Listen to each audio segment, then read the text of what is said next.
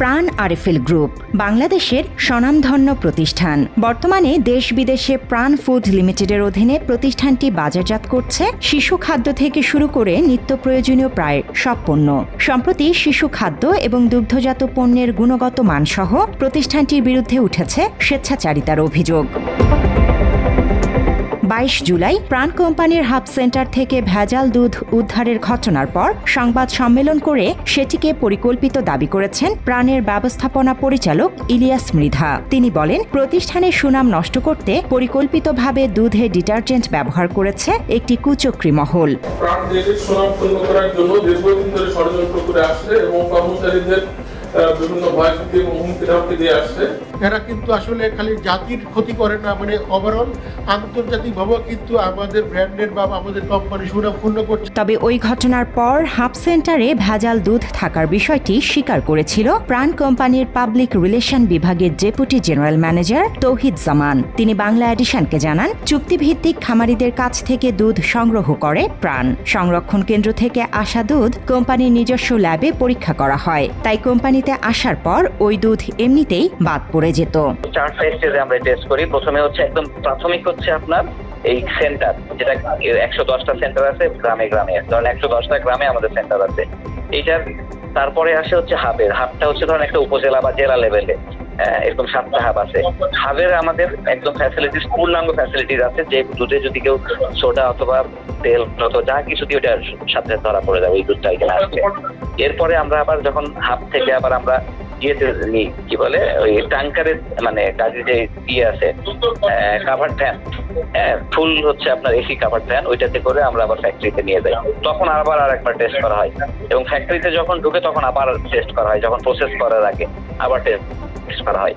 So এই পর্যায়ে কোনো পর্যায়ে যদি কোনো কিছু পাওয়া যায় সেই দুধগুলো আমরা অবশ্যই মানে ভোক্তাদের ভালো দুধ বা ভোক্তাদেরকে মানে সম্মানের জন্য এবং ভোক্তাদেরকে আমরা ভালো দুধ দেওয়ার প্রতিশ্রুতিবদ্ধ আমরা রাখি। তো এই কারণে তো সবসময় যদি এই ধরনের কোনো কিছু হয় সাথে সাথে আমরা সেই দুধগুলো আমরা নষ্ট করে ফেলি। এর আগে বিএসটিআই এর বিক্রি নিষিদ্ধ তালিকায় ছিল প্রাণের হলুদ গুঁড়া, লাচ্ছা সেমাই, কারি পাউডার সহ বেশ কয়েকটি পণ্য। সম্প্রতি দেশের বিভিন্ন স্থানে অভিযান চালিয়ে প্রাণের জুস ও দুধ তৈরির রাসায়নিক পদার্থ সহ উদ্ধার হয়েছে ভেজাল পণ্য। এরপর থেকে প্রাণের পণ্য নিয়ে ভোক্তাদের মধ্যে মিশ্র প্রতিক্রিয়া দেখা গেছে। বর্তমান খোলা বাজারের বেশিরভাগ পণ্য ভেজাল হওয়ায় ভোক্তারা ঝুঁকছে সুপার শপ কিংবা স্বনামধন্য কোম্পানির প্যাকেজিং পণ্যের দিকে। এর মধ্যে সিংহভাগ মানুষের পছন্দের তালিকায় রয়েছে প্রাণ কোম্পানির নানা পণ্য।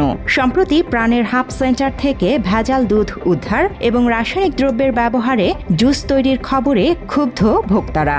ভেজাল খাদ্য সরবরাহকারী এসব প্রতিষ্ঠানের বিরুদ্ধে কঠোর আইন প্রয়োগ করে শাস্তির ব্যবস্থা করা সহ প্রতিষ্ঠানগুলো বন্ধ করে দেওয়ার দাবি জানিয়েছে সাধারণ মানুষ। মাত্র 30% টাকায় জমির মালিক হয়ে নতুন বাংলাদেশের গড়ে তোলার স্বপ্ন দেখা বাংলা বসতি।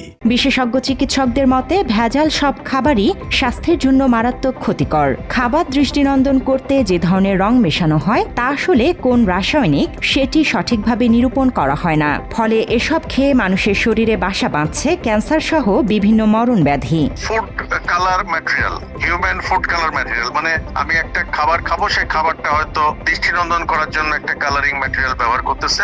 সেই ম্যাটেরিয়াল গুলো কিন্তু উন্নত বিশ্বে যেটা ব্যবহার হয় যে সেই স্বাস্থ্যের জন্য কোনো ক্ষতিকর, কিন্তু বাংলাদেশে যেটা ব্যবহার হয় এর কিন্তু কোনো প্রুফ নাই। কি ধরনের কেমিক্যাল, কি ধরনের রং ব্যবহার করছে নোবডি নোজ। যখন সরকারি ছাড়পত্র ছাড়াই এই জিনিসগুলো ব্যবহার হচ্ছে এবং মার্কেটিং হচ্ছে, সুতরাং তুমি চোখ বন্ধ করে ধরে নিতে পারো এই জিনিসগুলো ভালো না, এগুলো মানুষের হিউম্যান বডির জন্য ক্ষতিকর। এ বিষয়ে আইনজীবী ব্যারিস্টার সারওয়ার হোসাইন বাংলা এডিশনকে জানায়, বাংলাদেশে আইনের প্রয়োগ সঠিকভাবে হয় না। এর মধ্য দিয়ে রাষ্ট্রকে অকার্যকর করা হয়েছে। তাই বড় বড় দুর্নীতিবাজ থেকে শুরু করে সব ধরনের অপরাধীরা পার পেয়ে যাচ্ছে। প্রক্রিয়াগত ভুল দেখিয়ে দুর্নীতিবাজরা পার পেয়ে যাচ্ছে। কোনো একটি প্রতারণার মামলা, এই কথা দেখেন না, হাই কোম্পানি জনগণের টাকা পকেটে করে নিয়ে বিদেশে পালাইয়া যায়, একটা কোম্পানিরও সঠিকভাবে বিচার হয় নাই। এই ধরনের একটা ডিসফাংশনাল স্টেটে যে আপনি খাদ্যে ভেজালের কথা বললেন, এটা তো জাতি ধ্বংস করার এলিমেন্ট রয়েছে। সুস্বাস্থ্যের জন্য, সুষম দেহের জন্য দরকার ভালো খাবার, ফ্রেশ খাবার, বিশুদ্ধ খাবার। সো এই যারা করে এরা তো রাষ্ট্রদ্রোহিতার সামিল, এটা তো জনগণের সামনে খুনের সামিল। তিনি আরও জানান, উন্নত রাষ্ট্রে খাদ্যে ভেজাল দেওয়ার শাস্তি দৃষ্টান্তমূলক হয়ে থাকে, কার্যকর হয় মৃত্যুদণ্ড। তবে সেই তুলনায় দুর্বল আইন এবং তা প্রয়োগে ব্যর্থ বাংলাদেশ। থামে না হলো বাংলাদেশে এক নম্বরে আইনের দুর্বলতা, আর একদিকে হচ্ছে আইনের কোনো প্রয়োগ নাই। সেই সব কারণে আইনের প্রয়োগ কিভাবে করতে হয় সেটা চায়নায় একটা উদাহরণ রয়েছে। এই দুধের সাথে ফরমালিন মিক্স করছিল, মাত্র 3 মাসে বিচার করে তাকে ফাঁসি দিয়েছে। এদিকে প্রাণ কোম্পানির বিরুদ্ধে অনেক আগে থেকেই স্বেচ্ছাচারিতার অভিযোগ রয়েছে। বিভিন্ন সময়ে সামাজিক যোগাযোগ মাধ্যমে প্রতিষ্ঠানটির মুসলমান কর্মীরা অভিযোগ করেছে, নামাজ আদায়ের জন্য সময় দিতে অস্বীকৃতি জানায় প্রাণ।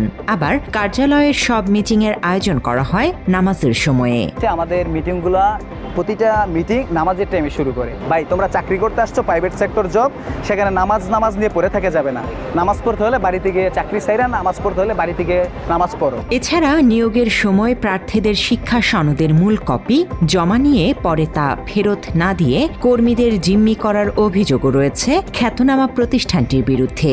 এ নিয়েও বিতর্ক রয়েছে সামাজিক যোগাযোগ মাধ্যমে। মানে বাংলাদেশের ভিতরে একটা কোম্পানি যেটা আপনার অরিজিনাল সার্টিফিকেট জমা নেয়, সেটা হচ্ছে আরএফএল, প্যান আরএফএল গ্রুপ। তো যেটা ফার্স্টলি অফিস থেকে জয়নিং দিন বলেছিল, সেটা আসলে তার সাথে কোনো মিল ছিল না।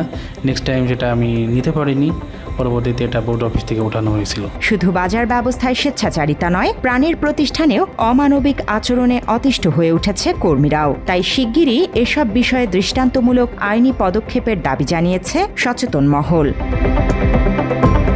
জান্নাতুল ফেরদৌস তমা, বাংলা এডিশন।